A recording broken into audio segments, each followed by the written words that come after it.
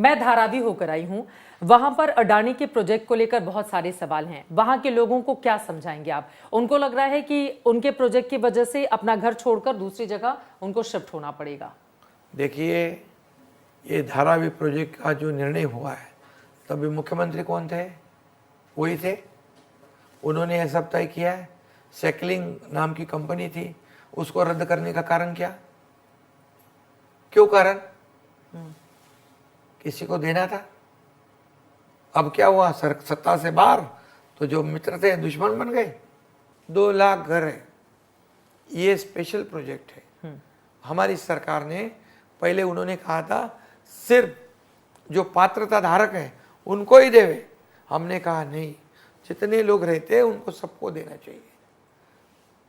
कैसे 2 लाख घरों को लोगों को घर देंगे और एक घर का कम से कम 1 करोड़ रुपए कीमत होगी। ये 2 लाख करोड़ के घर देने के ये लोगों को मिलेंगे। क्यों? 2 लाख लोगों को घर दिया जाएगा और एक घर की कीमत 1 करोड़ रुपए होगी ना। और ये घर कहाँ पे दिया जाएगा? जो पात्र है वहीं पर देंगे, धारावी में ही। धारावी में। और जो अपात्र है जी, उनको मुंबई में देंगे, ऐसा उनका कहना है। और जो भी जमीन, जो भी अभी उनके लिए जो निर्णय ले रहे वो अदानी के लिए नहीं। ये DRP गवर्नमेंट की कंपनी है। हमारा भी उसमें परसेंटेज है सरकार का। और इसलिए जो बोल रहे वो झूठ बोल रहे। इन्होंने पहले बनती थी, अब कैसे बिगड़ी? किससे बनती थी? अभी आप ये कह रहे हैं गौतम अडानी से पहले बनती थी और उनको देने के लिए तो सेकलिंग को रद्द कर दिया। एक कंपनी को रद्द किया। गौतम अडानी को मिल जाए धारावी का प्रोजेक्ट। उद्धव ठाकरे का ये फैसला था। जब सरकार में नहीं रहे तब उसको विरोध करने लगे। कौन से काम को विरोध नहीं किया उन्होंने?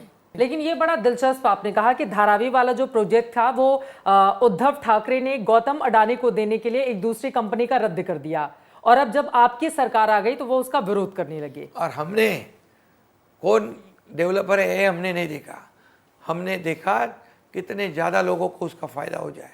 पूरे जितने रहते उनको घर, जितना बिजनेस चलता है वहाँ पर, छोटे छोटे इंडस्ट्री चलती है, उनको उनकी जगह मकान और दुकान दोनों मिले। ये हमने किया है।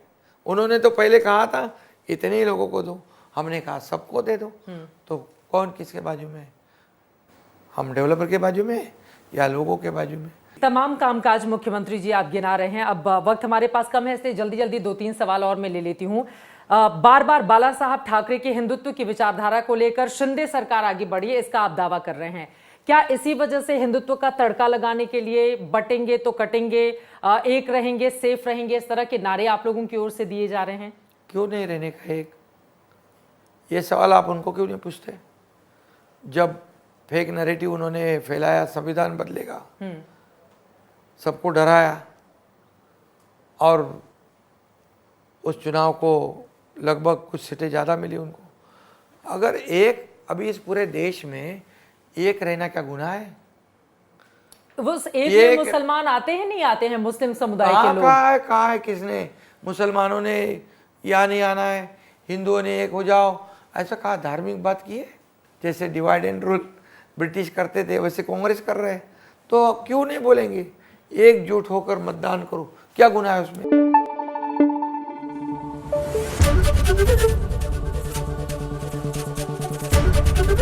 ABP न्यूज आपको रखे आगे।